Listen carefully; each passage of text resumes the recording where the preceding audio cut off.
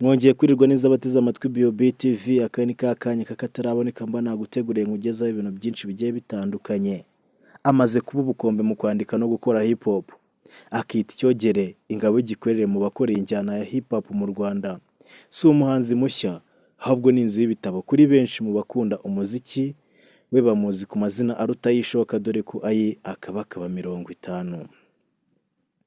Uwo ninde? Amazina ye y'ukuri bamwita Ndayishimiye Marique Bertrand, niyo mazina yiswe n'ababyeyi akibona izuba mu mwaka w'1988. Muri 2008 yahinduye inyito y'uruhu yagombaga kujya agaragara imbere y'abafana, yiha izina rya Bulldog, naryo ryakorogosheye benshi mu mitwe bibaza ukuntu umuntu yiyita imbwa cyangwa se igiherumwe. Mu by'ukuri ubaye utari wakanda subscribe kuri BOB TV, banza ukandeho dukomezanye n'amateka y'umuhanzi Bulldog, turebera hamwe n'amazina ye 50. Uko yagiye yesa imihigo n'umuhanzi Bulldog anacengerwa n'amatwara y'injyana ya hip hop, Ndayishimiye Marique Bertrand yagiye yiha amazina mashya, andi akayahabwa n'abafana be, abo mu muryango we, abo biganaga ndetse n'inshuti ze za hafi, afata nk'abiru babitse menshi mu mabanga ye. Ndayishimiye Bertrand Marique amaze kugwiza amazina akabakaba 50, akaba umuhanzi waciye agahigo mu mateka y'umuziki nyarwanda ufite amazina menshi kurusha y'ishoka. Turabizi ko ishoka ari cyo kintu kigira amazina agera kuri 10 nangahe, ariko uyu nguyu umuhanzi bita Ndayishimiye Bertrand Marique uzwi nka Bulldog afite amazina akabakaba 50 bitigeze bigeragezwa n'undi muntu uwo ari we wese hano mu Rwanda. Uno muhanzi Bulldog mu kiganiro yajyanye n'igihe, Bulldog yemeje ko yahisemo izina rishya rya Kemosabe azajya akoresha mu buhanzi nk'ikimenyetso cyerura ko ari inshuti ya hip hop, inshuti magara. Ati nahisemo izina rishya risimbura iryo nakoreshaga mbere. Ni ibintu bisanzwe ko umuhanzi ashobora kwita irindi zina rishya, uretse kuba bimenyerewe mu bihugu byo hanze no mu Rwanda byarabaye. Faisal yarivanyeho yita Code.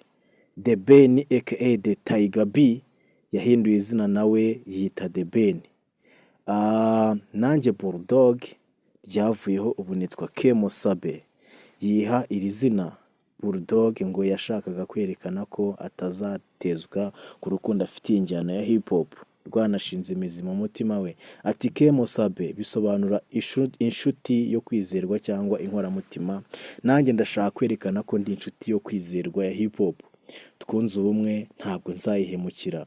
Amazina agera kuri 50 Bulldog yitwa, ngo iyo hagize uhamagara rimwe muri yo ahita amenya ko ari we bahamagaye. Ati ayo mazina yose ni ayanjye, kandi iyo bampamagaye mpita amenya ko ari njyewe. Amwe nyahabwa n'abafana, andi nkayita ngendeye ku ishusho mbona muri icyo kintu niyitiriye. Ni menshi, ntabwo nakwemeza ko ari aya mazina gusa mfite.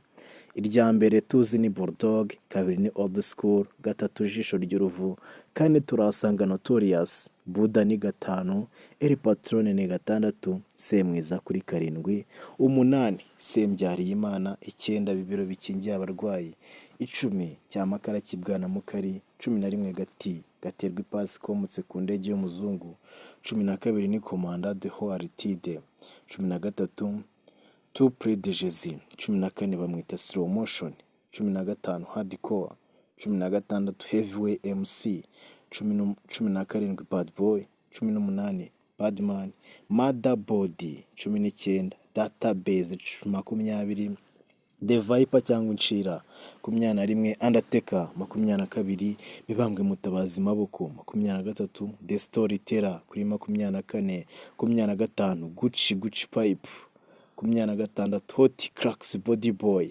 Sex Machine kuri 27, Eri Maestro 28, Eri Diablo 29, Eri Classico 30, Stana 31, Bacha 32, Starline 33, Mibambwe 5, Rwagakoco 34, Cyambara ntama cya nta bwoba 35, Cyogere cy'ingoma ya Rwoga 36, Ngoma ya Sacyega ni 37, Nkoma ya Nkondogoro 38, Augusto Pinochet 39, The Scratch of God 40 cyangwa se umuhannyi wa nyiribiremwa, Magic Marique 41, Killing Machine 42, 43 turahasanga Good Hood Product, Double G kuri 44, Rwagakoco 45, 46 ni Kemo Sabe. Bulldog yamenyekanye cyane mu mwaka w'ibihumbi 2008 ubwo yasohoraga indirimbo yitwaga Umunsi w'Imperuka igakundwa cyane.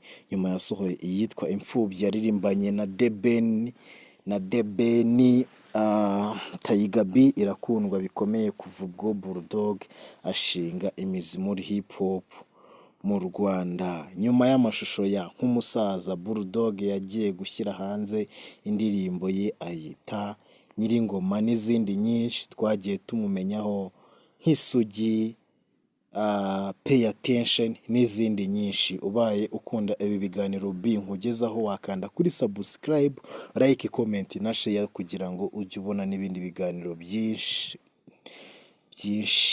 byiza nakuzaniye. Urakoze cyane, ibiganiro nk'ibi nakagaruka kuri BioB TV. Ciao ciao.